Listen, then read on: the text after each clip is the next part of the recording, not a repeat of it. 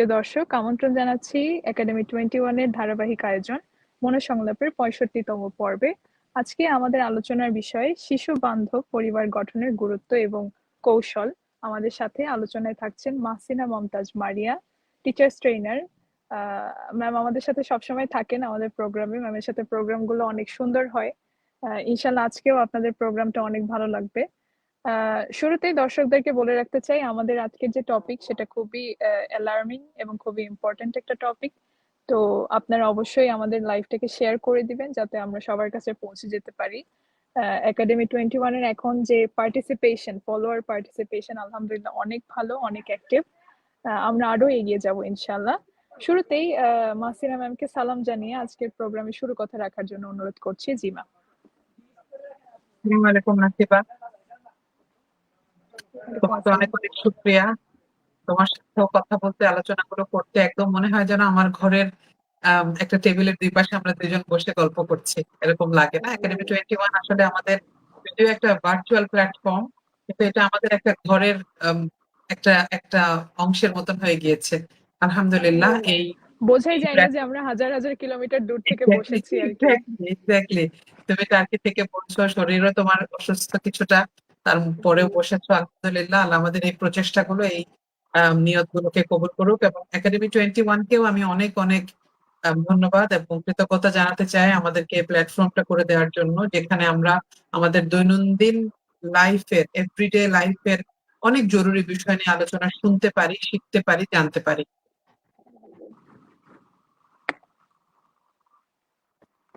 আমাদের আজকের যে টপিকটা, আমরা হচ্ছে শিশু বান্ধব একটা পরিবার গঠন নিয়ে কথা বলার জন্য আজকে এক জায়গায় এসেছি। তো এই বিষয়টা যদি একটু শুরু করতেন ম্যাম, মানে শিশু বান্ধব পরিবার পরিবেশ বলতে আমরা আসলে কি বোঝাচ্ছি বা আমাদের মডিউলটা কিরকম আর কি। জি। ধন্যবাদ নাস্তি বাবা। শিশু বান্ধব শব্দটাই আসলে আমরা বুঝি না যে এমন একটা পরিবেশ, এমন একটা পরিবার বা এমন একটা সিচুয়েশন, এমন একটা আয়োজনের কথা আমরা চিন্তা করব যখন সেই পরিবারের বা সেই পরিবেশের বা সেই এলাকার শিশুরা আমাদের সমস্ত কিছুর, সমস্ত চিন্তাটা জুড়ে থাকবে। ব্যাপারটা এরকম না যে আমরা বড়দের, বিভিন্ন বয়সের বিভিন্ন রকম মানুষের কথা বাদ দিয়ে শুধুই শিশুদের কথা ভাববো।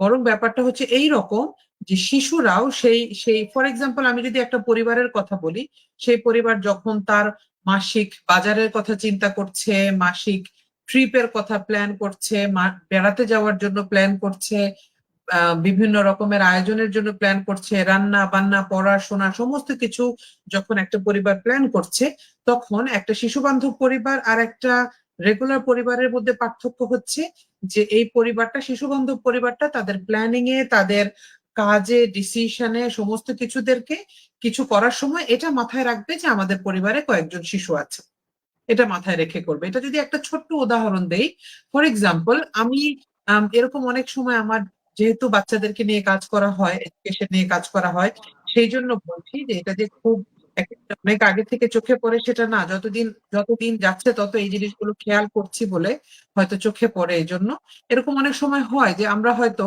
ফর এক্সাম্পল, কালকে আমাদের কোনো একটা বড় কাজে আমাদের পরিবারের কোনো একজন ফ্যামিলি মেম্বারের হসপিটাল যেতে হবে, হয়তো তার মেজর একটা সার্জারি অথবা মাইনর একটা ইস্যুজ, অথবা জাস্ট ডাক্তার দেখাতে হবে, অথবা যে কোনো কারণে আমাদেরকে হসপিটাল যেতে হবে।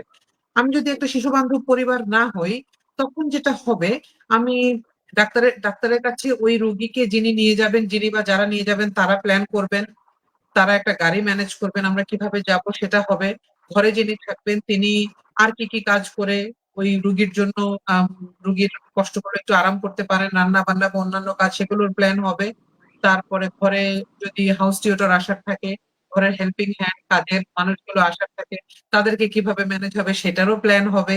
তাই না? অনেক রকমেরই প্ল্যান হবে। এবং ওই ঘটনাটার আগ মুহূর্তে দেখা যাবে যে ঘরের যে ছোট বাচ্চাগুলো আছে তারা কার কাছে থাকবে বা তারা ওই সময়টা কিভাবে কাটাবে সেটা নিয়ে আমরা ভাবছি না। তখন যেটা হচ্ছে, সবচেয়ে ইজিয়েস্ট কিছু সলিউশন আমরা বের করার চেষ্টা করি, যে হয়তো ওই ফ্যামিলির যে কোনো একজন মানুষ যিনি বাসায় থাকবেন, তাকে বললাম তুমি একটু বাচ্চাদেরকে দেখে রেখো। হ্যাঁ। অথবা যে কোনো একজন মানুষ যে একটা সেফার, কম্পারেটিভলি হাসপাতালের থেকে একটু সেফার জায়গায় যাচ্ছেন, তার সাথে বাচ্চাগুলোকে ঝুলিয়ে দিলাম যে ওদেরকে একটু সাথে করে নিয়ে যাও।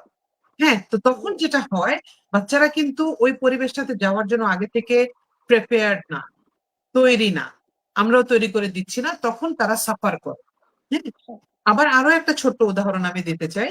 অনেক সময় এরকম হয় যে আমরা আহ, বাচ্চাদের এই কাজটা, ফর এক্সাম্পল আমাদের বাসায় যখন দাওয়াত হয়, এটা এখন অনেক অনেক ফ্যামিলিতে এই জিনিসটা আমরা ইচ্ছা করলে আমরা ইন্সপায়ার করতে পারি, আমরা পরস্পর পরস্পরকে হেল্প করতে পারি। যেটার অভাব হয় আমাদের, যে আমরা যখন একটা ফ্যামিলিতে একটা দাওয়াতের আয়োজন করি, যে আমার বাসায় কালকে হয়তো 4-5টা ফ্যামিলি খেতে আসছে। হ্যাঁ, জি, আমরা যেমন বড়রা কে কি খেতে পছন্দ করে, অনেকে পোল্ট্রি চিকেন খায় না, সেটা রান্না করছি না। তারপরে সেই বাসায় ধরো গ্রামের একজন মানুষ আসবে, উনি কোথায় গোসল করবেন, কি খাবেন, তাকে কিভাবে কমফোর্ট দেওয়া যায় সেটা চিন্তা করছি। বাচ্চাদের জন্য খাবারের চিন্তাটা করছি, কিন্তু আসলে 5-6টা বাচ্চা যখন একসাথে হচ্ছে, তখন তারা কি করবে আমরা কিন্তু কেউ জানি না। জি। তাদেরকে তো আমরা তখন একটা জায়গায় রেখে দিচ্ছি, ওরা এক্স্যাক্টলি নিজেদের মতো করে এক্স্যাক্টলি কিছু না কিছু একটা করছে আর কি।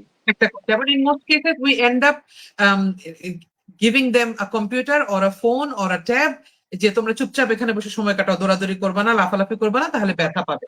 এই যে এক্সাক্টলি। প্ল্যানটা আমি করছি না, আমাদের প্ল্যানে, আমাদের ডিসিশনে, আমাদের চিন্তায় আমি বাচ্চাদেরকে ইনক্লুড করছি না, এটাই হচ্ছে শিশু বান্ধব পরিবার না হওয়ার একটা এক্সাম্পল।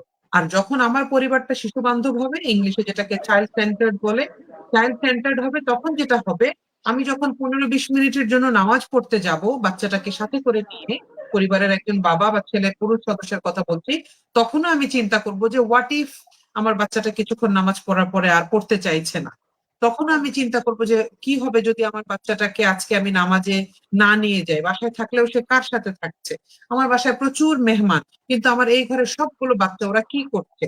আমি এমন অনেক পরিবারকে দেখেছি দেশে, দেশের বাইরে, যে ওনারা যখন বড় আয়োজন করেন, ফ্যামিলি গ্যাদারিং গুলো করেন, তখন চাইল্ড কেয়ার আলাদা একটা ব্যবস্থা করেন। বাসার যে কোনো একটা কর্নারে একটা ফ্লোরিং, একটা কার্পেট বিছিয়ে দিলেন, অনেকগুলো কালার পেন্সিল, অনেকগুলো কাগজ কলম, স্টোরি মেটেরিয়াল, তারপরে প্লে, জি, পাজল, এগুলো একসাথে দিয়ে রাখেন, বাচ্চারা ওখানে একটা মিনিংফুল সময় কাটায়। এটাই হচ্ছে আর কি আহ, শিশু বান্ধব আহ, পরিবার বা শিশু বান্ধব কমিউনিটির উদাহরণ। জি। ম্যাম, যেটা একটু আপনার কথার মধ্যেও কিছুটা চলে আসলো যে এ, বাচ্চাদেরকে আমরা নর্মালি মানে একটা শিশু বান্ধব পরিবার যখন হয় না পরিবেশটা, তখন আমরা যেটা করি যে বাচ্চাদেরকে একটু অ্যাভয়েড করা, মানে অ্যাভয়েড করা ইন আ সেন্স যে যখন আমরা এক জায়গায় হচ্ছি আমাদের এইজের মানুষজন, তখন আমরা বাচ্চাদেরকে একটা সাইড করে দিই। তো এই জায়গাটাতে যেসব বাবা মারা এই ডিস্টিংগুইশনটা করতে চান না, তারা আসলে কি করতে পারেন? আমরা তাদেরকে কিভাবে ওই বাচ্চাদেরকে আমরা অপারেট করতে পারি আর কি, যদি একটু কিছু এক্সাম্পল দিতেন। আচ্ছা, এটা তো আসলে যেটা আমার কাছে যেটা মনে হয়, যে বাবা মা বা কেয়ার গিভার যারা আছি, আমরা বাচ্চাদেরকে লুক আফটার করি, টিচার বলি, বেবি সিটার বলি, আমরা বাচ্চার খালা মামা চাচা ফুপু খালু মামি যেই বলি না কেন, আমরা একটা বাচ্চাকে যখন আমার লুক আফটার করতে হচ্ছে, তখন আমার কাছে যেটা মনে হয়, তখন শিশু বান্ধব হওয়ার সবচাইতে প্রথম যে কাজটা, সেটা হচ্ছে নিজে একটু জানা, তাই না? নিজে একটু জানা যে আমি যে বয়সের বাচ্চাটাকে হ্যান্ডেল করছি, বা যে বয়সের বাচ্চাটাকে আমার হ্যান্ডেল করতে হচ্ছে, তার আসলে এখন ফিজিওলজিক্যাল বলি, সাইকোলজিক্যাল বলি, ইমোশনাল বলি, স্পিরিচুয়াল বলি, কগনিটিভ বলি, তার এই জায়গাগুলোতে তার ডিমান্ডস গুলো কি কি, সে কি চায়, এটা যদি আমি না জানি, তাহলে কিন্তু দেখা যাবে যে আমি ফ্রাস্ট্রেটেড হয়ে যাব উল্টা অনেক কিছু করার পরও। কেন? কারণ ধরো ফর এক্সাম্পল, কালকে আমাকে কেউ বললো যে তোমার 2টা বাচ্চাকে বেবিসিট করতে হবে। আমি খুবই এক্সাইটেড হয়ে তাদের বয়স জানলাম না, তাদের সাইকোলজিক্যাল অবস্থা, তারা কে কোথায় পড়ছে, কে কি পছন্দ করে, এগুলো জানলাম না, বা এগুলোর ব্যাপারে আমার থিওরিটিক্যাল কোনো নলেজও নাই। তখন আমি কি হুম। করব, আমি হয়তো চিন্তা করবো খুশি হয়ে, যে ঠিক আছে কালকে 2টা বাচ্চা আসছে, let's arrange a surprise for them. হয়তো আমি ওদের জন্য একটা খুব পছন্দের একটা খাবার কিনে নিয়ে আসলাম, হয়তো আমি তাদের জন্য খুব পছন্দের একটা টয় কিনে নিয়ে আসলাম, কিন্তু আলটিমেটলি দেখা গেল যে ওইটা তাদেরকে কোনো হেল্প করলো না। এটা কিন্তু বেশিরভাগ ক্ষেত্রে হয় আমাদের, তাই না? তো এই জন্য আমার কাছে বারবার যেটা মনে হয়, যে এই জিনিসগুলো, বাচ্চাদের এই জিনিসগুলো বোঝা, তাই না? এই যে আম, একটা খুব সুন্দর একটা হাদিস আমার এটাতে এই এই আলোচনাটা করতে গিয়ে বারবার মনে আসছে। ভেবেছিলাম আরেকটু পরে বলবো। সেখানে আমার কাছে যেটা মনে হয় যে ওই যে রাসূল সাল্লাল্লাহু আলাইহি ওয়াসাল্লাম বলেছেন না যে তাদের সাথে প্রথম 7 বছর খেলো আর পরের 7 বছর জি, তাদেরকে আহ আহ, শিখাও, শিক্ষা দাও, টিচ করো, জি, তাদেরকে কোচ করো। তো এই যে প্রথম 7 বছর রাসূল খেলতে বলেছেন, এটা কিন্তু এমনি এমনি ওই হাডুডু খেলতে বলেন নাই। এই খেলাটার জি, একটা মিনিং আছে, তাই না? It has a very deep connection to the whole personality, grooming the whole personality of the child. তাই না? আমি এখানে খেলা মানে কি আমি যদি দেখি তাহলে হচ্ছে যে খেলা মানে হচ্ছে তার বাচ্চার সাথে আমি আনন্দ করছি, বাচ্চাকে আমি আবেগ অনুভূতি প্রকাশ করতে শেখাচ্ছি। আনন্দর সময় যখন তার আনন্দ লাগবে তখন সে হাসবে, তখন সে খেলবে, আরেকজনের সাথে তার খেলনাগুলো শেয়ার করবে, সে মজা করবে, সে দৌড়াবে। এই যে প্রত্যেকটি স্কিল আমি ডেভেলপ করতে তাকে হেল্প করছি। খেলার নামে আমি আর কি করছি, তাকে এঙ্গেজমেন্ট শেখাচ্ছি, তাই না? ছোট ছোট বাচ্চারা, সেদিন আমাকে আমার স্কুলের একটা ছোট বাচ্চা নার্সারির এসে বলছে যে আমার টিফিনটা পড়ে গিয়েছে। এটা বলে সে খুব মানে একদম খুবই ডিপ্রেস হয়ে কান্না করছে। কেন তুমি এত কান্না করছো কেন? টিফিন পড়ে গিয়েছে, আরেকটা আরেকটা কিছু খাবে? না, আমার মা তো আমাকে বলেছিল শেয়ারিং ইজ কেয়ারিং, এখন আমি তো কারোর সাথে শেয়ারই করতে পারছি না। এই যে এঙ্গেজমেন্ট আমি শিখাচ্ছি খেলতে খেলতে, ও মানুষের সাথে এঙ্গেজ হচ্ছে, ও একটা সিচুয়েশনের সাথে এঙ্গেজ হচ্ছে, ওর ইমোশনের সাথে কানেক্টেড হচ্ছে, আমার সাথে খেলছে, আমার সাথে এঙ্গেজ হচ্ছে। এই যে এঙ্গেজমেন্ট আমি শিখাচ্ছি, তারপরে আরেকটা ভাষায় যদি বলি, আমি স্ক্যাফোল্ডিং করা শেখাচ্ছি, না যে আমি চারপাশ থেকে ওকে একটা সাপোর্টিভ এনভায়রনমেন্ট আমি তৈরি করে দিচ্ছি, ওদের ও নিজে নিজে ওই এনভায়রনমেন্টটাতে অটোনোমাস এনভায়রনমেন্টে সে বড় হতে পারে। এইগুলাই কিন্তু রাসূল সাল্লাল্লাহু আলাইহি ওয়াসাল্লাম বলেছেন যে খেলা খেলা করার মানে এইটাই। একটা বাচ্চা এই বয়সটাতে প্রথম 7 বছর বয়সে এক একটা কাজ শত শতবার করে। আমি যতবার তাকে বলে দেই তুমি জুতাটা উল্টা পরেছো বাবা, সে ততবার, আরো বার 100 150 200 বার তার ওই প্রথম 2-3 বছরে সে উল্টা জুতাটাই পরে। যতবার আমি তাকে বলছি যে এটা তো তোমার জুতো না, ওইটা তোমার জুতো, এটা তোমার বাবার জুতো, সে ততবার বাবার জুতোটা পরে। এই যে রিপিটেটিভ অ্যাকশন গুলো ওরা করছে, এর মাধ্যমেই তো ওরা শিখছে, তাই না? তো ছোট রাসূল সাল্লাল্লাহু আলাইহি ওয়াসাল্লাম যেটা বলেছেন যে প্রথম 7 বছর আমি ওকে এই যে এই সিচুয়েশন গুলোকে একটু একটু করে ওর জন্য তৈরি করে দেব, যেখানে ওর খেলাটাও আসলে একটা সুন্দর এক্সটেন্ডেড লার্নিং পিরিয়ড হবে ওর জন্য, তাই না? এবং এর মাধ্যমে যেটা হবে, আমি পরিবার হিসেবে, গার্ডিয়ান হিসেবে যত বেশি এই বিষয়গুলোকে এনশিওর করছি, তত বেশি আমি শিশু বান্ধব পরিবার হয়ে উঠছি। জি। একটা বিষয় যেটা আমাদের টপিক থেকে একটু মনে হয় সাইডে যাবে, কিন্তু আমার কাছে মনে হয় খুব কন্টেম্পোরারি একটা টপিক। কিছু বাবা মার মধ্যে আমরা যে জিনিসটা দেখি যে অতিরিক্ত শিশু কেন্দ্রিক হওয়ার কারণে তাদের চিন্তা ভাবনা যে না আমি বাচ্চার খেয়াল রাখবো, বাচ্চার সাথেই সবসময় থাকবো, তাকে সময় দিব, তাকে আমার কেয়ারের মধ্যে রাখবো, আমার প্রোটেকশনের মধ্যে রাখবো। এটাতে দেখা যায় যে ফ্যামিলি লাইফ যেটা সেটা কিছুটা হ্যাম্পার হয়ে যায়। সেইটা ফ্যামিলিয়াল প্রাইভেসি হইতে পারে, সেটা ফ্যামিলিয়াল ডিসিশন হইতে পারে, যে দেখা যায় বাবা মার লাইফ হয়তো অনেকভাবে প্রভাবিত হয়ে যাচ্ছে শুধুমাত্র বাচ্চার খেয়াল রাখতে পারার জন্য। তো এই জিনিসটার মধ্যে আসলে বাবা মা এবং বাচ্চারা কিভাবে ব্যালেন্স আনতে পারে যে না আমাদের যে এনভায়রনমেন্টটা আছে এটা যেমন শিশু বান্ধব হবে, তেমন মানে আমাদের এইজের মানুষদের জন্য একটা familial privacy, familial decision making, এই জিনিসগুলো প্রটেক্টেড থাকবে। এটা আমরা কিভাবে করতে পারি? এটা একটা খুব থটফুল একটা প্রশ্ন করেছো অবশ্য। আসলে এটা খুব থটফুল একটা চিন্তা, না যে আমি যেমন এট দ্য সেম টাইম আমি বাচ্চার জন্য একটা ফেভারেবল এবং কমফোর্টেবল একটা এনভায়রনমেন্ট আমাকে এনশিওর করতে হচ্ছে, সেই সাথে আমি এটাও এনশিওর করতে হবে যে আমার বাচ্চা যেন আমার উপরে খুব বেশি মাত্রায় ডিপেন্ডেন্ট না হয়ে যায়। বা আমি যদি অন্যভাবে বলি, যে তুমি যেটা বলছো যে প্রাইভেসির জায়গায় এসে সে এত বেশি প্যাম্পার প্যাম্পার্ড একটা বাচ্চা যেন না হয়ে যায় যে সে কিছুই নিজের হাতে নিজে করতে পারছে না, বা ওর কারণে আমাদের নিজেদের ফ্যামিলি প্রাইভেসি হ্যাম্পার হচ্ছে।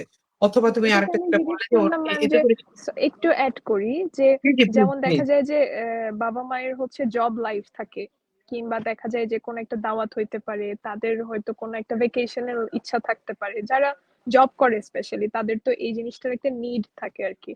তো অনেক সময় দেখা যায় যে বাবা মাদেরকে কিছুটা স্যাক্রিফাইসের মোডে চলে যেতে হয় যে না আমার বাচ্চা আছে, আমার তো ছুটি কাটানোর সুযোগ নাই, কিংবা আমার বাসায় তো বাচ্চা আছে, আমি তো বাচ্চাকে কারোর কাছে রেখে আসতে পারি না। তো এই বিষয়টা মানে বাবা মার কথাটাও যদি আমরা একটু চিন্তা করি তাহলে আমাদের আসলে কি করা উচিত?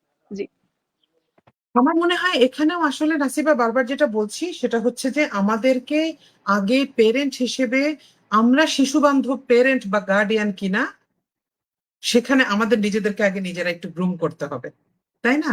গ্রুম করার পরে আমরা মানে এখানে অনেক অনেক এক্সাম্পল, বিউটিফুল বিউটিফুল এক্সাম্পল আমাদের সামনে আছে to prepare our children accordingly, না? যেমন ধরো তুমি এখানে যেটা বললে প্রাইভেসির ক্ষেত্রে রাসূল সাল্লাল্লাহু এবং আমরা কোরআন থেকে সুন্দর গাইডলাইন পাই যে কত বছর বয়সে বাচ্চাদেরকে আলাদা করতে হবে, কত বছর বয়সে বাবা মার রুমে যেতে ওর পারমিশন নিতে হবে, কত বছর বয়সে সে নিজেকে নিজে কাভার করবে, কত বছর বয়স হলে সে নামাজ নিজে নিজে পড়তে হবে এবং না পড়লে তাকে টুকিটাকি স্যাংশন দেওয়া যাবে, তাই না?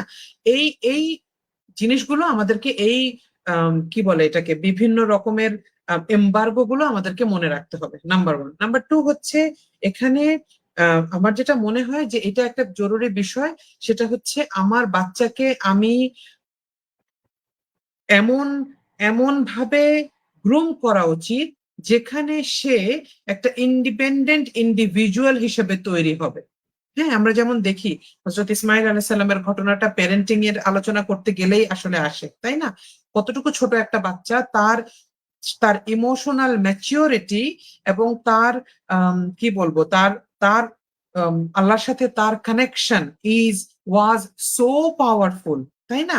যেখানে আল্লাহ রাসূল হযরত ইব্রাহিম আলাইহিস সালাম তাকে বলছেন যে বাবা আমি স্বপ্নে দেখেছি আমি তোমাকে কুরবানি করছি। সে অন্য কোনো বাবা হলে এটা বলতোই না, নাম্বার ওয়ান। নাম্বার টু হচ্ছে যদি বলতেনও আহ, বাচ্চাটা এটাকে দুষ্টামি মনে করতো বা এটা চিৎকার করে কান্নাকাটি শুরু করে দিত, কিন্তু look at his emotional maturity and the connection he had with his father in the first go and then obviously with Allah সুবহানাহু ওয়া তাআলা। এই যে ইমোশনাল ম্যাচিউরিটি গুলো, এই যে বিভিন্ন রকমের ম্যাচিউরিটি গুলো, এগুলো আমরা বাচ্চাদের সাথে যত বেশি এই গল্পগুলো শেয়ার করব, নিজেরা এগুলো নিজেদেরকে ভালো করে কনফিডেন্ট বানাবো, তত বেশি আমরা বাচ্চাদেরকে ইন্ডিপেন্ডেন্ট বাচ্চা হিসেবে বড় করতে পারবো, তাই না? তারপরে হযরত ইউসুফ আলাইহিস সালামের কথা আমরা জানি, উনিও কত অল্প বয়সে মাত্র 7 থেকে 8 বছর মনে হয় উনি ওনার বাবার সাথে ছিলেন, এবং এরপরে কতটা বছর উনি একা একা মানুষ হয়েছেন আশেপাশের দুনিয়ার সমাজের বিভিন্ন মানুষের সাথে। উনার কোনো ব্লাড কানেক্টেড মানুষের গার্ডিয়ানশিপেও উনি বড় হতে পারেন নাই।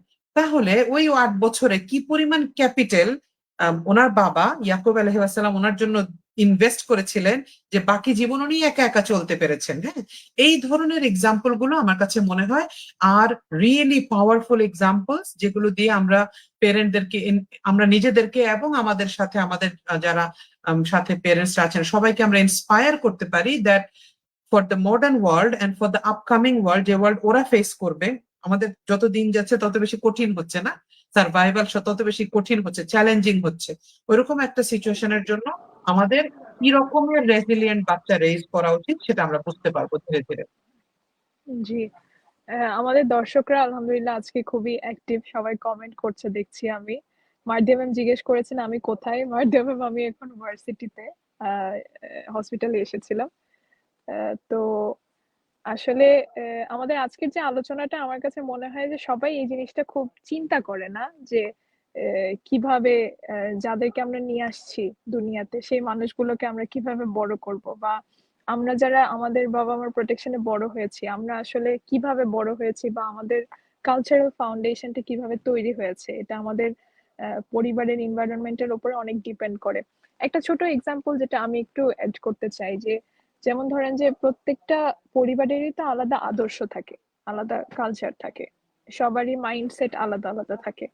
তো যেটা বিষয় যে দেখেন আমাদের এডুকেশন সিস্টেম একরকম, কিছু কিছু পরিবারের আদর্শ আরেক রকম।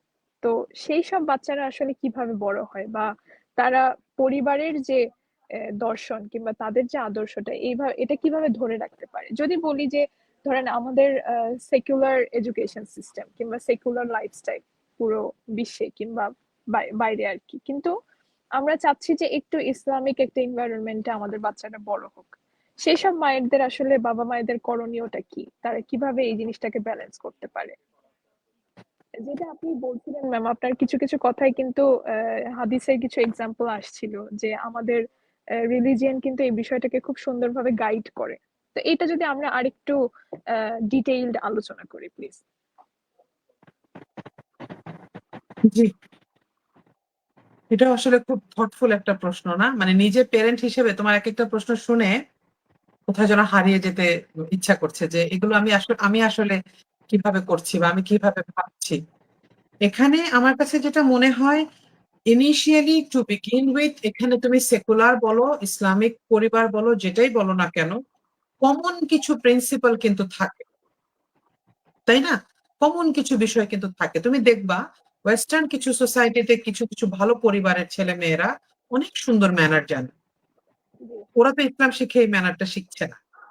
হ্যাঁ, কিছু কিছু জিনিসের কিছু কিছু একেবারে মৌলিক একটা, আমি কিভাবে বলবো, মৌলিক একটা একদম বেসিক, একদম তোমার একেবারে ক্লাসিক কিছু ডেফিনেশন আছে। হ্যাঁ, এটা আমাকে শেখাতে হবে। এটা হচ্ছে আমার, তুমি বলতে পারো এটাকে ফাউন্ডেশন। এটা কেন বলছি একটু পরে বলবো। এই ফাউন্ডেশনটা যখন তুমি খুব সুন্দরভাবে করবে, যে তোমার বাচ্চা ন্যাচারাল ভাবেই একটা মানুষের কষ্ট দেখলে তার কষ্ট লাগবে, ন্যাচারাল ভাবেই তোমার বাচ্চা একটা অপরিচিত মানুষ দেখলে সে একটু নিজেকে রেজিস্ট করবে, ন্যাচারাল ভাবেই সে একটা বড় মানুষ দেখলে তার জন্য একটু জায়গা ছেড়ে দেবে, ন্যাচারাল ভাবেই সে একটা খাবার ধরতে গেলে বা বড়দের কিছু ধরতে গেলে পারমিশন নেবে। আছে না কিছু একেবারে একেবারে বেসিক কিছু ম্যানার্স, এটা তোমাকে অটোমেটিক্যালি বাচ্চার ভেতরে ইনস্টল করতে হবে। সেটা কিভাবে ইনস্টল করতে হবে? সেটা হচ্ছে ওই যে বলেছি রিপিটেশন। সেটা যদি সেই বাচ্চাটা তার পরিবারে দেখে রিপিটেডলি, এই পরিবারের প্রত্যেকটা ফ্যামিলি মেম্বার এই কাজগুলো করছে, প্রত্যেকটা ওর অ্যাটলিস্ট ম্যাক্সিমাম, অলরাইট, এই কাজগুলো করছে, বারে বারে করছে, বারে বারে করছে। এই পরিবারের প্রত্যেকটা মানুষ এক ঘর থেকে আরেক ঘরে গেলে সালাম দিচ্ছে, এই পরিবারের প্রত্যেকটা মানুষ ইউনো কোনো ঝামেলা হলে তারা ঠান্ডা ভাবে ডিল করছে, এই পরিবারের প্রত্যেকটা মানুষ কথায় কথায় আল্লাহর কাছে সাহায্য চাইছে, দোয়া পড়ছে, এই পরিবারের প্রত্যেকটা মানুষ ভদ্রভাবে খাচ্ছে, অভদ্র কথা বলছে, গলা উঁচু করে কথা বলছে না, এই ধরনের বেসিক কিছু জিনিস সে যখন বারে বারে বারে বারে একটা পরিবারের মধ্যে হতে দেখবে, তখন ওই রিপিটেটিভ অ্যাকশন গুলো তার মাথার ভিতরে অটোমেটিক্যালি সফটওয়্যার ইনস্টল হওয়ার মতন ইনস্টল হবে। এখন তোমাকে যেটা করতে হবে, আমাকে যেটা করতে হবে as a parent, as a care giver, ওই সফটওয়্যার সিস্টেমটার উপরে আমার অ্যাডভান্স কিছু স্কিল, অ্যাডভান্স সফটওয়্যার ইনস্টল করতে হবে, উইচ ইজ ইসলাম। এটা কেন বললাম, দেখো রাসূল করিম সাল্লাল্লাহু আলাইহি সাল্লাম যখন জন্মগ্রহণ করেছেন, সাথে সাথেই উনি কিন্তু নবী হয়ে যান নাই। এই এক্সাম্পলটা আমার নিজের কাছে এত বেশি ভালো লাগে, আমি মনে হয় এ পর্যন্ত হাজার জায়গায় বলেছি, আর আমাকে আমাকে তো আরো লক্ষবার বলি। সেটা হচ্ছে রাসূল করিম সাল্লাল্লাহু আলাইহি সাল্লাম তার জীবনের প্রথম 40 বছর নবী হন নাই, উনি নবী ছিলেন না। কিন্তু উনি যেটা করেছেন, উনি পৃথিবীর সমস্ত ভালো চরিত্র, পৃথিবীর সমস্ত ভালো কাজ, পৃথিবীর সমস্ত ভালো মানবিক গুণের চর্চা করেছেন, এবং মানুষ ওনাকে ওগুলার চর্চা করতে দেখেছে। একটা ছোট্ট মুহাম্মদ উনাকে যখন কাপড় খুলতে বলেছে, গায়ের কাপড় খুলতে বলেছে ওনার বন্ধুরা, যে আমরা মাথার মধ্যে একটা বিড়া বানিয়ে ওইটার উপর আমরা পাথর নিয়ে চলো, পাথর টেনে টেনে নিয়ে যাই, লজ্জায় উনি অজ্ঞান হয়ে গিয়েছেন। এই যে ইনেট আমার একটা লজ্জা, এই যে ইনেট আমার একটা মানবিক গুণ, হ্যাঁ, উনি এত সত্যবাদী ছিলেন, উনি এত ট্রাস্টেড ছিলেন সবার, যে উনাকে সবাই ঝামেলা হলে উনাকে সবাই ডাকতো, আর এই জন্য সবাই আদর করে ওনাকে আল আমিন ডাকতো। হ্যাঁ, এই যে বেসিক বেসিক হিউম্যান নেচার গুলোকে উনি কাল্টিভেট করেছেন, অথবা আল্লাহ রাব্বুল আলামিন চেয়েছেন ওনাকে to cultivate this, so that we can have this example amongst us, যে আগে চরিত্র, আগে আখলাক, তারপরে এটার উপরে যখন আমি ইসলামটাকে বসাবো, তখন অটোমেটিক্যালি এগুলো এক একটা পৃথিবীর দ্য মোস্ট বিউটিফুল ক্যারেক্টারিস্টিক্স হয়ে যাবে। হ্যাঁ, তো এই চর্চার পুরো প্রসিডিওরটা আসলে আমার পরিবারে আগে হতে হবে, তাই না? গতকালকে একজনের একটা কথা শুনছিলাম, আমার আমার স্কুলের একটা বাচ্চা, আমি অনেক বেশি স্কুলের এক্সাম্পল দিব বিকজ ওইটা আমার জন্য একটা বিরাট বড় lab to experiments on children. একটা বাচ্চা এসে আমাকে বলছিল ওই লোকটা আমার আমার কাছ থেকে 10 টাকা নিয়েছে। হ্যাঁ, তো আমি তখন ওকে বললাম, কোন লোকটা বাবা?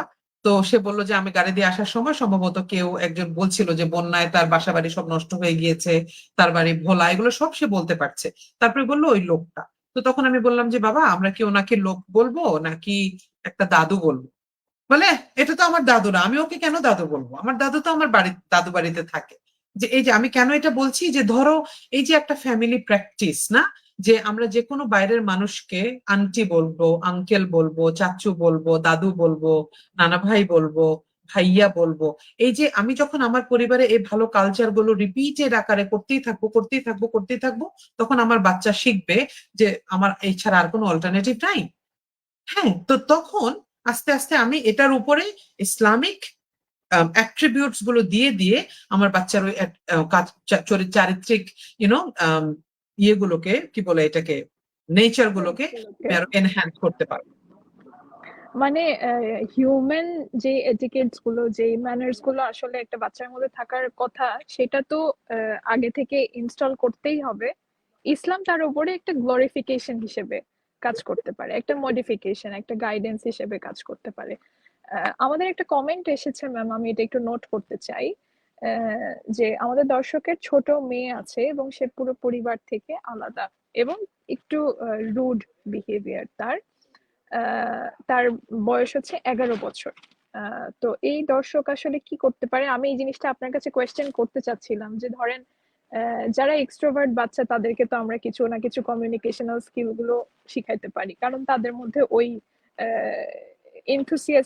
এনথুসিয়াজম আছে আর কি। কিন্তু যারা এইরকম বিষয়ে ইন্টারেস্টেড না, যারা একটু ইন্ট্রোভার্ট বা একটু অ্যাম্বিভার্ট বাচ্চারা যারা, তাদেরকে আমরা কিভাবে আসলে এই পরিবেশের মধ্যে মডিফিকেশন করতে পারি, এটা যদি আমরা একটু হাইলাইট করি প্লিজ। এখানে নাকি বা আমার প্রথমেই কমেন্টার প্রতি আম, আমি আমার একটা দৃষ্টিভঙ্গি শেয়ার করতে চাই।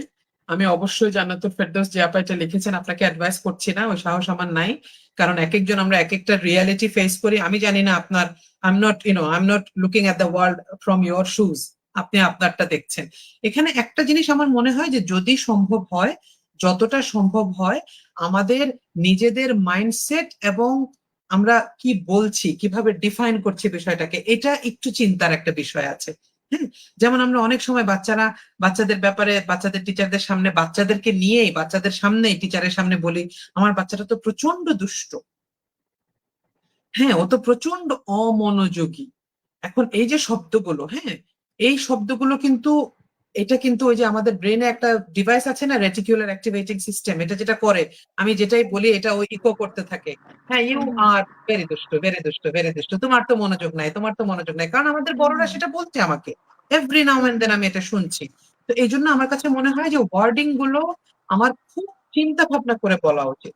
যে বাচ্চাটাকে আমি এখানে রুট বলছি, হয়তো সে, আমি খুব ভালো মতো, খুব পজিটিভলি, একেবারে নন বায়াস যদি আমি তাকে একটু অবজার্ভ করি ফর কাপল অফ ডেজ, আমি হয়তো দেখবো যে সে হয়তো রুড না, হয়তো সে স্পষ্ট ভাষা, তাই না, হয়তো সে কোনো কারণে একটু কনফিডেন্ট, বেশি কনফিডেন্ট। হুম হুম তার ওই যে থাকে না একটা, যে মানুষ যে সারাক্ষণ একটু স্কেপটিক থাকে, আরে করবো কি করবো না, করবো কি করবো না, যাবো কি যাবো না, হয়তো সে সেরকম না, সে কনফিডেন্ট এন্ড স্পষ্ট ভাষা। তাহলে কিন্তু আল্লাহ কিছুটা রাবুল আলমিন ইনসেনসিটিভ তাকে, হয় আর কি, যে আমার কথাগুলো রেজাল্টে কি হবে, সামনের মানুষটাকে কেমন লাগবে, এটা চিন্তা না হয়তো আমি করেই অনেকে ভাবছি, কথা বলে। এটা তো হ্যাঁ অনেক বড়দের মধ্যেও দেখা যায়। জি।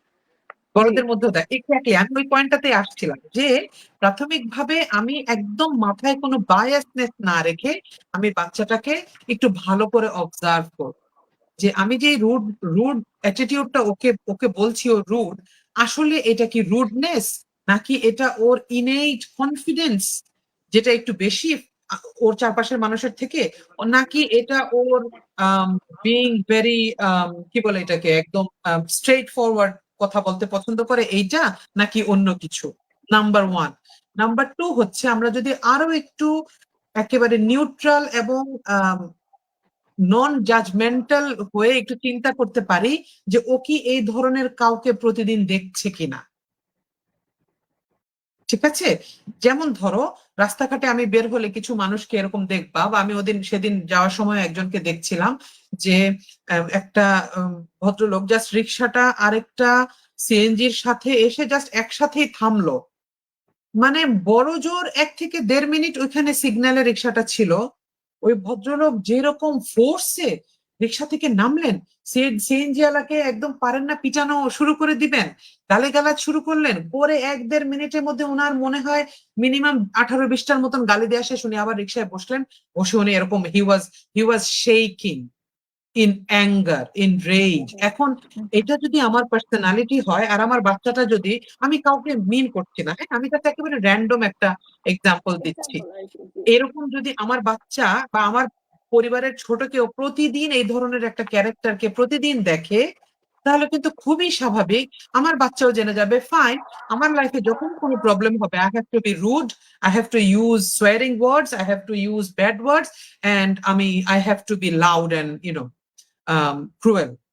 তো এটাও হতে পারে। তো সেই জন্য আসলে আমার কাছে যেটা মনে হয় যে একটা বাচ্চাকে এইভাবে সবার প্রথমে এইভাবে লেবেলিং করে ফেলাটা, আমি মনে করি এটা খুব একটা অন্যায় বাচ্চাদের জন্য, এভাবে আমরা করে ফেলবো না। নাম্বার টু, আমি একটু একেবারে বায়াসনেস ছাড়া আল্লাহর কাছে খুব খালিস ভাবে সাহায্য চেয়ে যে আল্লাহ, আমি যেন নিউট্রালি আমার বাচ্চাটাকে একটু অ্যানালিসিস করতে পারি, ওকে নিয়ে যেন নন বায়াস ভাবে ভাবতে পারি, আমাকে একটু শক্তি দেন। তারপরে বাচ্চাটাকে একটু ভাবা এবং আশেপাশের মুরব্বী বা বড় বা কলিগ বা ফ্রেন্ড বা কাজিন কারোর সাথে একটু সাপোর্ট নেওয়া, যে এই ধরনের পার্সোনালিটির বাচ্চাকে আমি কিভাবে হ্যান্ডেল করব। এটা কোনো অসুখ না, এটা কোনো কঠিন কিছু না, হয়তো আমার স্ট্র্যাটেজি গুলো একটু বদলাতে হবে, এই আর কিছু না, তাই না? যেমন আমি ছোটবেলায় আমি যদি বলি, আমি কখনো চেয়ার টেবিলে পড়তে 15-20 মিনিটের বেশি জীবনে আমি কোনোদিন বসি না, আমার পুরা লাইফেই আমি কোনোদিন 15-20 মিনিটের বেশি বসতে পারতাম না, আর আমি এটার জন্য অনেক মার খেয়েছি, অনেক বকা খেয়েছি। এখন আমাকে নিয়ে যদি কেউ এটা চিন্তা করে যে ওকে দিয়ে পড়ালেখা হবে না, এত অমনোযোগী, এইভাবে 100 বার পড়ার টেবিল থেকে উঠলে ওকে দিয়ে পড়ালেখা হবে না, এটা যদি আমার বড়রা কন্টিনিউয়াসলি আমার সামনে বলতেন, তাহলে হয়তো আসলে আমাকে দিয়ে পড়ালেখাটা আর হতো না, তাই না? আমি আশা করি বোঝাতে পারছি। সেটাই, এটা নিয়ে ছোট্ট একটা এক্সাম্পল আমার কাছে আছে, যেটা জি, জি। আমরা আমাদের মানে ফ্যামিলিতে এই ধরনের রিলেটেবল অনেক এক্সাম্পল আমাদের দর্শকরাও হয়তো খুঁজে পাবেন।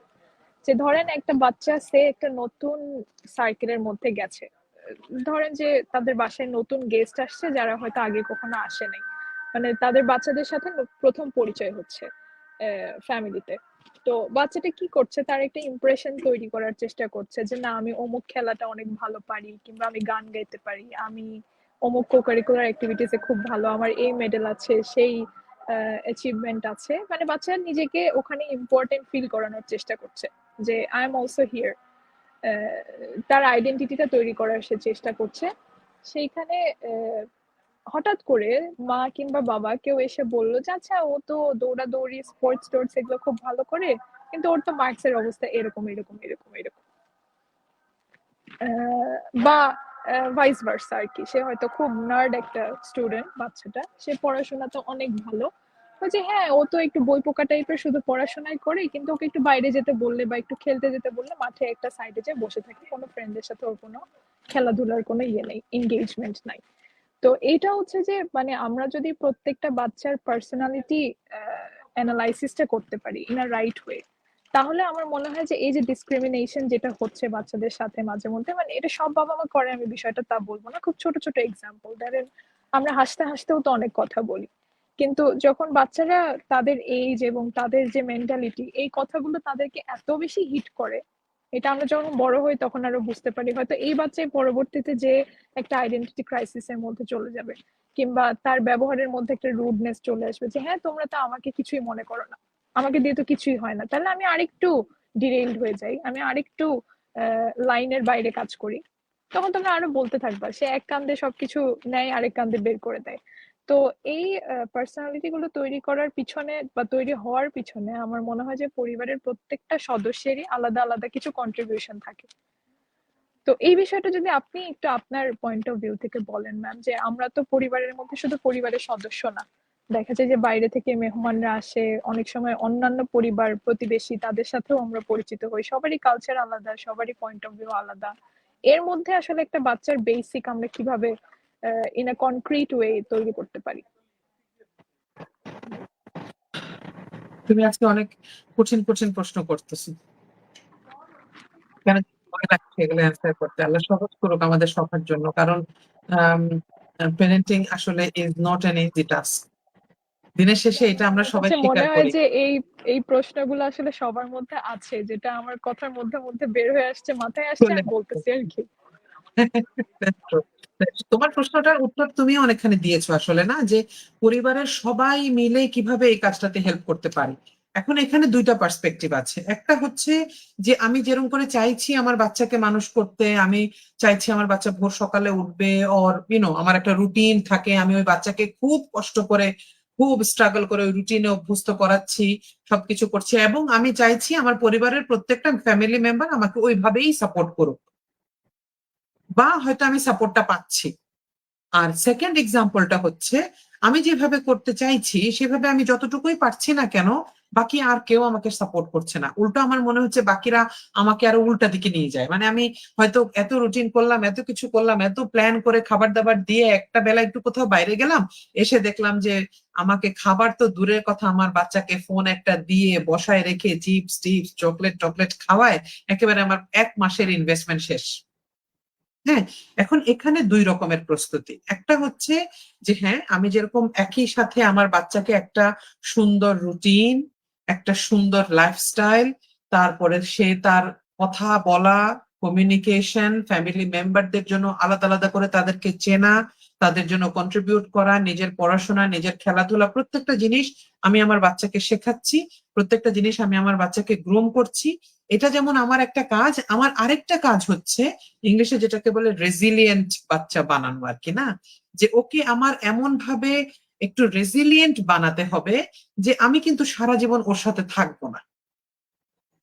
ওই রকম সময়গুলোতে আমি এমন শক্ত করে এমন এমন ভাবে এত কনফিডেন্টলি আমি আমার আম, বাচ্চাটাকে তৈরি করব যে হতে পারে যে আমি আজকে ওর সাথে নাই, হয়তো প্রথম দিন ও ভুল করবে, ও টোটালি ভুলে যাবে আমি যে ওকে কি কি বলে দিয়েছি। দ্বিতীয় দিন হয়তো আবার সে একই কাজ করবে, তৃতীয় দিন হয়তো আবার সে একই ভুল করবে, ফ্রেন্ডের বাসায় পাঠিয়েছি এটা সেটা প্রমিস টমিস করে। আমি মানে আমার বাচ্চার সাইকোলজি গুলো মাথায় রেখে বলছি, ও একটা টিনেজ বাচ্চা, তো ওইটার জন্য আমি এটা চিন্তা করে বলছি। দেখা গেল যে বারবার বলে দেওয়ার পরে ও গিয়ে একটা নামাজ মিস করে ফেললো, পড়লো না, ভুলে গিয়েছে, এসে বললো মা আমি একদম ভুলে গেছিলাম। বা হয়তো ও একটা মুভি দেখে পুরাটা টাইম কাটিয়ে দিল, অথচ সেটা আমি ওকে বলিনি, আমি ওকে প্ল্যান দিয়েছিলাম যে তোমরা অন্য কিছু করবে, এগুলো এগুলা করবে। তো এটা হতে পারে না, ওরা বাচ্চা, ওরা ভুল করবে, আমরাও অনেক সময় ট্র্যাকলেস হয়ে যাই, and then we come back. এবং এটা এমন একটা ফিতরাত আমাদের মধ্যে যেটা আল্লাহ রাব্বুল আলামিন অসম্ভব পছন্দ করে। আমরা বারে বারে ভুল করব, আবার ফেরত আসবো, তওবা করবো, এবং এই তওবা আল্লাহ অনেক বেশি, তওবার জন্য আমরা আল্লাহর কাছে আরো বেশি করে প্রিয় হয়ে যাই। তো এই সিস্টেমটাও আমার ওকে শেখাতে হবে। ব্যাপারটা এরকম মোটেও না যে আজকে আমার বাচ্চা একটা ভুল করে বাসায় চলে এসেছে and this is the end of the world. না, তখন আমার বরং তাকে এটা বলতে হবে, সে যতটা বড় ভুল করেছে ঠিক ততটা বেশি আদর ভালোবাসা আমার কলিজার মধ্যে এনে আমার তাকে সাপোর্টটা দিতে হবে যে ঠিক আছে আমাদের ভুল হয়ে গিয়েছে, আমরা এটা নিয়ে পরে একদিন কথা বলবো, আসো আগে আমরা একটু কাম ডাউন করি, আগে আমরা একটু কুল ডাউন করি, বা ওই সময়টাতে সবচেয়ে বেস্ট যেটা করা উচিত সেটা করানো, তাই না? আমরা যেটা করতে থাকি, যেটা তুমি একটু আগে বলছিলে যে একেবারে সবার সামনে আমি বলে ফেলছি যে, হ্যাঁ তুমি তো এইটা পারো, তুমি ওইটা পারো না, এত বড় নির্লজ্জ তুমি, এই ভুল কাজটা করলে তুমি এত এনো গালিগালাজ করা শুরু করে দেয়। ওইটা না করে তখন আসলে সবচাইতে বড় কাজ হচ্ছে আমরা নিজেরা নিজেদেরকে, we will keep our emotions under full control of myself, and then আমি বাচ্চাটার জন্য চিন্তা করব যে এখন ওর কোন ট্রিটমেন্টটা ওর জন্য ভালো ইন দ্য লং রান। হ্যাঁ, পৃথিবীতে এরকম কোনোদিন হয় নাই, আমি এই কথাটা খুব বলি, খুব প্যারেন্টিং এর সব সেশন গুলোতে, যে পৃথিবীতে এখনো পর্যন্ত এরকম কোনোদিন হয় নাই যে আমরা খুব মেরে ধরে বাচ্চাকে গালি গালাজ করে অভিশাপ টভিশাপ দিয়ে কান্দায় কাটায় মানে একেবারে ইমোশনাল ড্যামেজ করে তার আমি রুমে চলে আসছি এই এই স্যাটিসফ্যাকশন নিয়ে যে দিছি আজকে ইচ্ছা মতো। আর ওই বাচ্চা কিছুক্ষণ পরে এসে আমাকে বলছে যে মা, তোমার বকা, তোমার মায়ের, তোমার গালিগালাজ আমার চোখ খুলে দিয়েছে, আমি আর ভুল করবো না। এটা কোনোদিন হয় না, বরং উল্টাটা হয়, এবং উল্টাটা অবভিয়াসলি হয়। বাচ্চাটার যেটা হয়, ওর একটা রেজিস্টেন্স ভেতরে আসে, ওর আমার উপরে একটা টেস্টেড হয়ে যায়, মা বা বাবা যে শাসন করছে তার উপরে, এবং তার একটা জেদ আসে, সেই জেদটা তাকে আবার ওই কাজটা করার জন্য ইন্সপায়ার করে। তো এই জন্য আসলে এই জিনিসটা খুব দরকার। আর সবচেয়ে বড় জিনিস হচ্ছে একটা বাচ্চাকে, আমি যেটা বিলিভ করি, দুইটা অস্ত্র যদি ঠিকঠাক মতো আমরা ইউজ করতে পারি, আল্লাহ রাব্বুল আলামিন যদি কবুল করেন এবং সমস্ত অন্যান্য সমস্ত সিচুয়েশন যদি আমার জন্য ফেভারেবল থাকে, সেখানে দুইটা জিনিসই যথেষ্ট একটা বাচ্চাকে কারেক্ট করার জন্য। মাঝে মধ্যে যে কিছু স্যাংশন লাগে না, কিছু লাগে না তা না, হ্যাঁ, কিছু স্লাইট পানিশমেন্ট লাগে না তা না, কিন্তু generally love and appreciation, I think this two are enough. আমি, অনেকে বলে যে এত আদর করেন না, মাথায় উঠে যাবে, কিন্তু আমার কাছে যেটা মনে হয়, অ্যাপ্রোপ্রিয়েট অ্যান্ড প্রপার আদর কখনোই কাউকে মাথায় উঠায় না। মাথায় উঠায় যেটা ভুল আদর, যেটা আমি দরকার ছাড়া করছি বা যেটা আমি অযাচিত ভাবে করছি। কিন্তু প্রপার আদর আমি যত বেশি করব, তত বেশি আমি আমার বাচ্চার সাথে কানেক্টেড থাকতে পারবো। এবং অ্যাপ্রিসিয়েশন প্রত্যেকদিন সকালবেলা উঠে, যে just আপনি নিজেই একটা মা হিসেবে, একটা বাবা হিসেবে চিন্তা করে দেখেন না, যে চোখ বন্ধ করে ও ছাড়া আপনাদের জীবনটা কেমন ছিল, আর আজকে ও আপনার কাছে থেকে জীবনটা আপনার কেমন হয়েছে। অথবা আগামী, এই যে তুমি যেরকম তোমার আব্বু আম্মুকে ছেড়ে কত দূর, তাই না? আমি কয়দিন আমার বাচ্চাটাকে আমার কাছে পাবো? একটা দিন যখন সে ইন্ডিপেন্ডেন্ট হয়ে যাবে ইনশাআল্লাহ, যখন সে পৃথিবীর আরেক প্রান্তে হয়তো তাকে যেতে হবে পড়াশোনার প্রয়োজনে, উম্মার প্রয়োজনে, বিভিন্ন বড় কাজের প্রয়োজনে, তখন যেন আমার বাচ্চাটা আমার এই, আমার না দেয়া ভালোবাসাগুলোর জন্য, আমার না দেয়া প্রশংসাগুলোর জন্য আফসোস না করে, আমিও যেন আফসোস না করি। সেটাই, সেটাই। যেটা ম্যাম একটা কথা বললেন ওইটা আমার কাছে খুবই ভালো লাগলো যে দেখা যায় না যে কিছু কিছু বাবা মা দেখা যায় যে বাচ্চাকে চোখ একটু অন্যরকম করে একটা কথা বললো, বাচ্চার সাথে সাথে বুঝে গেল। আর কিছু কিছু বাবা মা দেখা যাচ্ছে মারধর, রুমের মধ্যে বন্ধ করে রাখা, কথা না বলা, খাবার না দেওয়া, যেই ধরনেরই শাসন তারা ইমপ্লিমেন্ট করার চেষ্টা করছেন না কেন, বাচ্চার উপরে কোনোভাবেই সেটার কোনো প্রভাব পড়ছে না। তখন বাবা মা কি করেন যে আরো হার্ড পন্থায় চলে যান, আরো বেশি তাকে এক্সাজারেট করার চেষ্টা করেন। আমার কাছে যেটা মনে হয় যে বাবা মা যখন নিজেদের বাচ্চাদের লাইফের কথা চিন্তা করে তখন তার ভুলগুলোকে অনেক বেশি এক্সাজারেট করে ফেলা হয়, এটা ভিতর থেকে ন্যাচারাল ইনস্টিংক্ট আর কি। কিন্তু দেখা যায় ওই একই ভুল যদি অন্য আরেকজনের বাচ্চা করে, কিংবা সে একই ভুল যদি সে তার অ্যাডাল্ট লাইফে করে, সে হয়তো অত বেশি এক্সাজারেট করবে না। সে বলবে যে okay, it's a mistake and I will come back from it. একই জিনিসটা কিন্তু বাচ্চার ক্ষেত্রেও অ্যাপ্লিকেবল আর কি। আমি আসলে আজকে খুবই সরি, আমি একটা ইনডোর এনভায়রনমেন্ট আজকে নিতে পারিনি লাইভের জন্য। আমি লিটারালি রোডে দাঁড়ায় আছি একটা লাইটের নিচে, সামহাউ টু লুক প্রেজেন্টেবল। আমাদের খুব সুন্দর একটা ব্যাকগ্রাউন্ড। ম্যাম তাহলে আমরা সম্ভবত এই জিনিসটা আমাদের দর্শকের যেই ইনকোয়ারিটি ছিল এটা আমরা অ্যাড্রেস করতে পারলাম। একটা যেটা আমাদের কোয়েশ্চেনের মডিউলের মধ্যে ছিল আজকে, যে বাবা মার মুড কিংবা পরিবারের মধ্যে টেনশন হোক কিংবা কারো মধ্যে কোনো ধরনের কথা কাটাকাটি হোক বা কোনো মতের দ্বিমত হোক আর কি, এইটা বাচ্চাদের উপরে আসলে কিভাবে প্রভাব ফেলে, সেটা বাচ্চাদেরকে বুঝতে দেওয়া কিংবা বুঝতে না দেওয়া, এই বিষয়টাতে বাবা মায়ের করণীয় কি আসলে? মানে সবসময় তো পরিবারের এনভায়রনমেন্টটাকে শিশু বান্ধব করার সুযোগ থাকে না, অনেক সময় অনেক আনএভয়েডেবল সিচুয়েশন চলে আসে, সেইখানে আসলে বাবা মারা কি করতে পারে? জি। এখানে তোমার কথাটা শুনতে শুনতে আমার যেটা মনে হচ্ছিল, আসলে অনেক আগে, আজ থেকে মনে হয় 6-7 বছর আগে, আমি এক জায়গায় একটা স্কুলে একটা প্যারেন্টিং করেছিলাম। ওইটা টপিকটা ছিল এরকম যে আম, আমার আমার দিনের 23 ঘন্টা আমার নিজের, আর 1 ঘন্টা বাচ্চার। নর্মালি আমাদের যেটা হয়, আমরা উল্টাটা বলি না, আমরা বাচ্চা কাচ্চার মা বাবা হয়ে গেলে আমরা বলি, আল্লাহ আমার আর কিছু নাই, আমি চুলও আঁচড়াতে পারি না, আমি ঘুমাতেও পারি না, কবে যে আমি সারাটা রাত ঘুমিয়েছি আমার মনে পড়ে না, এগুলো বলি। কিন্তু আমার কাছে যখন যেটা মনে হয়, যে আমি যখন একটা বাচ্চাকে রেইজ করছি, তখন আমার জন্য সবচাইতে ইম্পর্টেন্ট ইনভেস্টমেন্ট অ্যান্ড সবচাইতে primitive investment should be on my self. ঠিক আছে? ফর এক্সাম্পল, আমি আমার, এই যে তুমি যেটা বলছিলা, যে আমি একটা বাচ্চার সামনে কিভাবে আমার কাজের লোক, কাজের যারা হেল্প করতে আসে আমাকে, তাদেরকে আমি কিভাবে হ্যান্ডেল করছি, হ্যাঁ, তাদের কথা, তাদের সাথে কথার আমার টেম্পারটা কিরকম হচ্ছে, আমি আমার ইমোশনাল ব্রেকডাউন যখন হচ্ছে তখন আমি ওগুলোকে কিভাবে নেভিগেট করছি, আমি যখন ইবাদত বন্দেগী করছি সেটার নেচার কেমন, হ্যাঁ, আমি কি ওইটাকে কতখানি যত্নের সাথে করছি? আমি যখন পড়াশোনা করছি তখন কি আমি আম কি, কি স্যাক্রিফাইস করছি পড়াশোনা করার জন্য? আমি যখন সংসার করছি বা সাংসারিক আলোচনা যখন আমি আমার হাসব্যান্ড বা ওয়াইফের সাথে বা আমার ফ্যামিলির অন্যান্য মেম্বার, শ্বশুরবাড়ির আত্মীয়, নিজের বাবা-মায়ের ফ্যামিলির আত্মীয়স্বজন, তাদের সাথে যখন সংসার নিয়ে গল্প করছি, কথা বলছি, প্রবলেম চ্যালেঞ্জ গুলো শেয়ার করছি, তখন আমার কথা বলার মুড, টোন, তারপরে হচ্ছে যে শব্দ চয়ন কিরকম হচ্ছে, বিশ্বাস করো এগুলোর উপর ডিপেন্ড করছে আমার বাচ্চাটা কিরকম হবে। এখন আমি যদি মনে করি আমি বাচ্চা টাচ্চা মানুষ করতে পারবো না, আমি আগে নিজেকে নিয়ে কাজ করি, সেইটা মনে করে আমি যদি দিনের 23টা ঘন্টা আমার নিজের জন্য স্পেন্ড করি, ইনশাআল্লাহ আমার বাচ্চা অটোমেটিক্যালি তার লাইফের একটা মেজর লার্নিং এটা থেকে অটোমেটিক্যালি শিখে নেবে। বাকি আমার যেটা করতে হবে সেটা হচ্ছে ওই যে একদম শুরুতে যেটা বলেছি, একটু স্ক্যাফোল্ডিং করতে হবে, একটু হয়তো শেপে এনে দিতে হবে, দ্যাটস ইট। তাই না? এখন আমি যদি এটা বলি আমার বাচ্চার সামনে বারে বারে বারে বারে বারে বারে যে বাচ্চা কাচ্চার জন্য, সংসারের জন্য আমি চুলও আঁচড়াতে পারি না, তাহলে দেখো আমার বাচ্চাটা কি শিখছে যে দিস ইজ ওকে, আমি যদি পাগলের মতন থাকি চুল না আঁচড়াই, কারণ I have a reason for that. Do see what I mean? মানে এইভাবে যেটা হয়, আমরা গ্র্যাজুয়ালি আমরা যেগুলো বলি ওগুলোতে বাচ্চাদেরকে অভ্যস্ত করে ফেলি।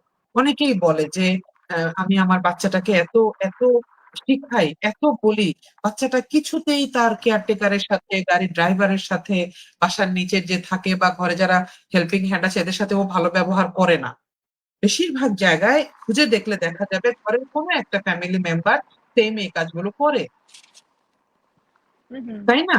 মানে এই জন্য আসলে এই জিনিসটা আমার কাছে যেটা মনে হয়, এইটা একটা অনেক বড় ইনভেস্টমেন্ট, এবং এটা আমি তো বলবো যে আমাদের দেশে যদিও এখনো এই সিস্টেমটা নাই, যে আগে পেরেন্ট হওয়ার আগে এটারই বরং আমাদের অফিসিয়াল প্রফেশনাল বিভিন্ন জায়গায় ইনস্টিটিউশনালাইজ ট্রেনিং হওয়া উচিত, যে আমি কিভাবে আমার আমার কথাবার্তা, আমার ডিলিংস, আমার কমিউনিকেশন, আমার ইমোশন ম্যানেজমেন্ট, আমার রিলেশনশিপ ম্যানেজমেন্ট, আমার ফাইন্যান্স ম্যানেজমেন্ট, এগুলো আমি কিভাবে করব, ব্যালেন্স কিভাবে করব সবকিছুর মধ্যে।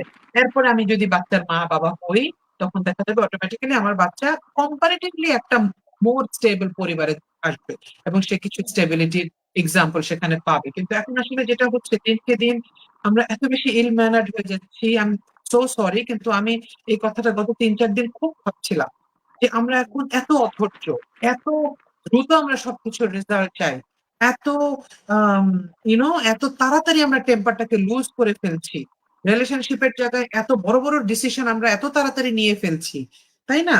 তো এই জন্য আসলে আমরা আম, এই জিনিসগুলো যত বেশি করব তত বেশি ইনশাল্লাহ আমরা আমাদের পেরেন্টিং এর কাজটাকে স্মুথ ভাবে এনজয় করতে পারবো, ইনশাল্লাহ। Exactly. এটা একটা কথাই আছে না যে giving birth to a child is the easy part, it's hard to be a parent. তো মানে ধরেন আমরা আমাদের প্রফেশনাল লাইফ নিয়ে যদি চিন্তা করি, কত জায়গায় ধরেন যে অনেক বেশি ক্রুশাল একটা পয়েন্টেও কিন্তু কোল্ড ব্লাডেড হইতে হয়, আমরা শিখে যাই কোল্ড ব্লাডেড হওয়া, যে আমার ভিতরে যতই ইমোশন থাকুক, আমার রাগ থাকুক, মন খারাপ থাকুক, যেটাই থাকুক, I have to give my best in my work. তো সেই একইভাবে প্যারেন্টিং ইজ আ ওয়ার্ক। এবং মানে নিজের মধ্যে যেরকমই কি বলবো মেন্টাল সিচুয়েশন মানুষের যেমনই থাকুক না কেন, প্যারেন্টিং এ এসে আসলে একটা ব্যালেন্স করা দরকার, এবং এটা ইটস প্রায়োর টু ট্রেনিং। মানে বাবা মা হওয়ার আগে আসলে সেই ট্রেনিংটা পাওয়া দরকার। ইটস নট লাইক যে একটা বাচ্চা হবে তার উপরে এক্সপেরিমেন্ট করা হবে, যেটা ফার্স্ট চাইল্ডের ক্ষেত্রে অনেক সময় হয় আমাদের ফ্যামিলি গুলোতে, যে যত ধরনের এক্সপেরিমেন্ট, যত ধরনের চেঞ্জ সব ফার্স্ট চাইল্ডটা দেখে, তারপরের চাইল্ড গুলোতে মনে হয় যে হ্যাঁ বাবা মার শিক্ষা হয়ে গেছে, এখন বাবা মার অনেক বেটার বাবা মা আর কি। রাইট, তো রাইট। আহ, আমাদের দর্শকরা আজকে আলহামদুলিল্লাহ অনেক অ্যাক্টিভ। মানে আমার একটু খারাপই লাগছে যে আজকে এত অ্যাক্টিভ পার্টিসিপেশন, কিন্তু আমি কেমন একটা জায়গায় হয়ে গেছি আর কি। Okay, it's okay, it's okay. Ma'am আপনি যদি তোমাকে নিজের দেখেও ভালো লাগে। এক্সাম্পলটা একটু দিতেন, যে you have a working career, এবং আপনি আপনার ফ্যামিলিতে আপনার পারিবারিক এনভায়রনমেন্টটাকে আসলে কিভাবে ব্যালেন্স করেন অ্যাজ আ এডুকেশন কনসালটেন্ট এবং টিচার্স ট্রেনার। এই প্রশ্নের উত্তরে আমি সবসময় কি বলি জানো? কারণ আমি আমি আসলে ভয়ে বলি এটা, সেটা হচ্ছে আমি আসলে ব্যালেন্স করি না। আমাকে অনেকে জিজ্ঞেস করে যে work life and family life কেমনে হ্যান্ডেল করেন, আমি বলি আমি হ্যান্ডেল করি না। বিকজ ওইটা ওইটাই একটা বড় স্ট্রেসের নাম। আমরা যখনই চিন্তা করি যে ব্যালেন্স করতে হবে, আই থিঙ্ক মানে আমার লাইফের এক্সপিরিয়েন্স আমি যেটা বুঝি যে তখনই দ্য রিয়েল ব্যাটেল বিগিনস। কিন্তু আমি আসলে লাইফটাকে ব্যাটেল হিসেবে দেখতে চাই না। I want to enjoy every single bit of my life. যে আলহামদুলিল্লাহ আল্লাহ রাব্বুল আলামিন আমি যে বেঁচে আছি, আমাকে যতটুকু আল্লাহ দিয়েছেন এতটুকু যে অনেকের জন্য অনেক বড় একটা ড্রিম হতে পারে, আমাদের প্রত্যেকেরই, শুধু আমার না। না দেখো, ইন্ডিভিজুয়ালি আমরা প্রত্যেকে দেখলে প্রত্যেকে আমরা মানে এই যে সূরা ইব্রাহিমে আল্লাহ রাব্বুল আলামিন যে বলেছেন যে তুমি কৃতজ্ঞ হও আমি তোমাকে বাড়িয়ে দিব, এই যে কৃতজ্ঞতার গুণটা, এটা যদি আমরা একবার চর্চা করতে শুরু করতে পারি, তাহলে দেখা যায় যে আমাদের জীবনে আমরা যা চাই আল্লাহর কাছে তার থেকে কত বেশি আমরা না চেয়ে পেয়ে গেছি। এই জন্য আমি মানে আসলে ওই যে আহ, আমার বিভিন্ন অত সহজ। জায়গায় শেয়ার করে না যে your plan and Allah's plan, exactly, এটা আসলে এক্স্যাক্টলি, তখন বোঝা এক্স্যাক্টলি, যায়। এক্স্যাক্টলি। এবং এই জন্য আমার কাছে যেটা মনে হয় যে আমি আসলে ব্যালেন্স করব না, কারণ আমার ব্যালেন্স করার কিছু নাই। আমার ওই অত বড় আম, আম, কি বলবো, অত বড় এক্সপার্ট আমি এখনো হই নাই। আমার যদি কখনো মনে হয় যে আজকে এই সপ্তাহের এই 2 দিন আমি ফ্যামিলিকে প্রায়োরিটি দিতে হবে, ফ্যামিলিতে ইস্যুজ আছে, বাচ্চার পরীক্ষা আছে, হাজবেন্ড অসুস্থ আছেন, বা ওনার কোনো পড়াশোনার জন্য ওনার ব্যস্ততা বেশি, আমার একটু বেশি সময় দিতে হবে, তখন সেদিন আমার সেই 2 দিন, আমার 3 দিন আমার ফ্যামিলি প্রায়োরিটি। তখন ওয়ার্ক লাইফ আমি জাস্ট কোনো রকম একটু করে চলে আসি। আবার কখনো যদি আমার মনে হয় যে এই পুরো সপ্তাহটা আমার অফিস, আমার স্কুল আমার থেকে বেশি ডিমান্ড করছে, আমাকে তখন ফ্যামিলিকে বলতে হয় যে আপনারা একটু ম্যানেজ করেন, আমি সাপোর্ট যতটুকু পারে দিচ্ছি, বাকিটা ম্যানেজ করেন। এবং এটা একটা মিউচুয়াল আন্ডারস্ট্যান্ডিং এর বিষয় না। আমি ওই যে হুম হুম দুইটাকে একেবারে ব্যালেন্স করে দুইটাই 50-50 রেখে খুব সুন্দর করে হ্যান্ডেল করার মতন অত যোগ্যতাও আমার আসলে নাই। আর আমি আসলে ভয়ও পাই এই শব্দটাকে, ব্যালেন্স শব্দটাকে। So I don't do hmm that. Hmm hmm. Balance is a myth, I think. লাইফে সরি, আসলে ব্যালেন্স আসলে একটা মিথ আমার কাছে মনে ঠিকই, হয়। isn't লাইফে it? কোনো Yes, কিছুই totally কখনো isn't it? No, balanced no, হয় না আর কি। balance নাই, ব্যালেন্স বলে কিছু নাই। প্রায়োরিটাইজ আমরা করে আসলে আগাতে হবে, এটাই মনে হয় আর কি সবচেয়ে ওয়াইজ ডিসিশন। হুম, হুম। মানে ব্যালেন্সের জায়গাটাতে যেটা আমরা হয়তো একটু করতে পারি যে one thing at a time, যে যেটা আমরা ওই টাইমটাতে করছি সেটাকে hmm, hmm, in a hmm, hmm. In the best way, the thing that comes in my Yes, hand, যেন আমরা করতে পারি আর কি। yes. আলহামদুলিল্লাহ ম্যাম, আজকে আমরা খুব সুন্দর আলোচনা করলাম আমার কাছে মনে হয়, এবং আমি আসলে জানতাম না যে এই টপিকটা এত ইম্পর্টেন্ট মানুষের কাছে। সবার কমেন্ট দেখে বুঝে যাচ্ছে সবাই খুব ইনভেস্টেড আমাদের আজকের টপিকের মধ্যে। ইনশাল্লাহ এই টপিকের আরো অনেক ফলো আপ আসবে আমাদের প্রোগ্রামগুলোতে। একাডেমি 21 এর প্রোগ্রামগুলো ধারাবাহিক হতেই থাকে এবং আমাদের শর্টস গুলোও যায় অলমোস্ট এভরিডে। তো আপনারা সার্চ করে প্রত্যেকটা বিষয়, যেই বিষয়ে আপনাদের জানার থাকুক না কেন, আপনারা যোগাযোগ করতে পারেন, লাইভ গুলো দেখতে পারেন। I think it will help. Ma'am, আমাদের আজকের প্রোগ্রামের শেষ কথা রাখার জন্য যদি অনুরোধ করি আপনাকে, আমাদের আজকের বিষয়টাকে যদি একটু র্যাপ আপ করতেন প্লিজ। জি। আমি একটা সূরা লোকমান থেকে একটা কনসেপ্ট নিয়ে একটু বলে শেষ করতে চাচ্ছি, কারণ জি। আমরা যারা পেরেন্টিং নিয়ে কথা বলি বা কাজ করি, বা পেরেন্টরা যারা আমরা সবসময় একটা কোরআনিক সলিউশন খুঁজি, না, আমাদের জন্য সূরা লোকমান একটা খুব প্রিয় সূরা, খুব প্রিয় সূরা। তো ওখানে আল্লাহ রাব্বুল আলামিন বলেছেন যে 2 বছর হওয়ার পরে তোমার বাচ্চাকে তুমি যখন দুধ ছাড়াবে, তারপরে তাকে কি কি করতে হবে, একটা ছোট্ট একটা ইনস্ট্রাকশন আছে। ছোট ছোট 3টা কাজ আল্লাহ রাব্বুল আলামিন করতে বলেছেন। একটা বলেছেন যে তাকে আমার প্রতি এবং তোমাদের তার বাবা মায়ের প্রতি কৃতজ্ঞ বানাও। এবং এরপরে আল্লাহ রাব্বুল আলামিন বলেছেন যে তোমাদের সবাইকে আমার কাছে ফিরে আসতে হবে। তার মানে হচ্ছে তাকে এই আখিরাতের জীবন এবং আখিরাতের জন্য দুনিয়াতে কি কি করতে হবে সেটা শেখাও। কিন্তু আমার কাছে প্রথম যে 2টা কথা আল্লাহ রাব্বুল আলামিন বলেছেন যে তাকে আমার প্রতি এবং তোমার পিতামাতার প্রতি কৃতজ্ঞ বানাও, তুমি হও। লোকমান তার বাচ্চাকে বলছেন যে তুমি আল্লাহর প্রতি কৃতজ্ঞ হও এবং তোমার বাবা মার প্রতি কৃতজ্ঞ হও। এই ছোট্ট একটা কথার মধ্যে is there is a massive lesson for all of us, for all the parents all across the world, যে শুধু আমি যদি আল্লাহ রাব্বুল আলামিনের কাছে আমার বাচ্চাটাকে কৃতজ্ঞ বানাই, কৃতজ্ঞতা মানে কি, কৃতজ্ঞ হয়ে আমি যখন আল্লাহর সামনে মাথা নিচু করব, নত করব, আমি তখন আমার সমস্ত ব্লেসিং এর জন্য আমি আল্লাহর কাছে স্বীকার করছি, অ্যাকনলেজ করছি। এবং তখনই একটা বাচ্চা, এই যে এখন অনেক বাবা মা বলেন যে ওকে একটা খেলনা কিনে দিলে 3 দিন পরেই আর ওই খেলনাটা দিয়ে খেলে না। হ্যাঁ, একটা মজার খাবার দিলেও সে পরের বেলা বলে আমি এটা খাবো না, ওইটা খাবো না, প্রতি বেলাতেই সে ওই ধরনের খাবার চায়। এই যে আস্তে আস্তে আনগ্রেটফুল হওয়ার যে কিছু কিছু টেন্ডেন্সি এখনকার পুঁজিবাদী সমাজ ব্যবস্থা বা ইকোনমি আমাদেরকে যেটা শিখাচ্ছে না, এই প্রত্যেকটা চ্যালেঞ্জের এগেনস্টে আমার কাছে মনে হয় এই আয়াতটাতে একটা অ্যান্সার আছে, যে আমি আমার বাচ্চাকে যদি আল্লাহর প্রতি কৃতজ্ঞ হওয়া শেখাই, তার বাবা মায়ের প্রতি কৃতজ্ঞ হওয়া শেখাই, যিনারা তার জন্য এত কষ্ট করছেন শারীরিক ভাবে, মানসিক ভাবে, সামাজিক ভাবে কষ্ট করছেন। জাস্ট এই ছোট ছোট দুইটা গুণ যদি আমি আমার বাচ্চার ভিতরে সাকসেসফুলি ইনস্টল করতে পারি, ইনশাআল্লাহ, এবং আমাদের নিজেদের ভেতরেও অ্যাজ ওয়েল, অবশ্যই, যেটা নিয়ে এতক্ষণ আমরা কথা বললাম, তাহলে অবশ্যই আমরা একটা শিশু বান্ধব না, শুধু একটা আখিরাত বান্ধব পরিবার তৈরি করতে সক্ষম হব ইনশাআল্লাহ। এবং সেটার বেনিফিট, সেটার সম্মান আল্লাহ আমাদেরকে দুনিয়াতেও দিবেন, আখিরাতেও দিবেন। সবাই আমাদের সবার জন্য দোয়া করবেন। নাতিবা, আমি এবং একাডেমি 21 এর পেছনে যারা যারা কাজ করছে সবার জন্য দোয়া চাই। এই বলে আজকে শেষ করতে চাচ্ছি। আসসালামু আলাইকুম। ম্যামকে অনেক অনেক ধন্যবাদ। আসলে প্রায় ২ মাস পরে মনে হয় আমরা বসলাম এভাবে লাইভে। অ্যান্ড ইট ওয়েন্ট ওয়ান্ডারফুল, আলহামদুলিল্লাহ। দর্শকদের পার্টিসিপেশন দেখেই বোঝা যাচ্ছে। ইনশাআল্লাহ নেক্সট প্রোগ্রামে আরো একটা ইম্পর্টেন্ট টপিক, আরো একটা সোশ্যাল ইস্যু নিয়ে আমরা আবার বসবো। আই এম রিয়েলি সরি, একটা গাড়ি পার হয়ে গেল। তো আবারও দেখা হবে। আপনারা সবাই সুস্থ থাকবেন, সুন্দর থাকবেন। সবাইকে আসসালামু আলাইকুম। শেষ করছি আজকের লাইভ।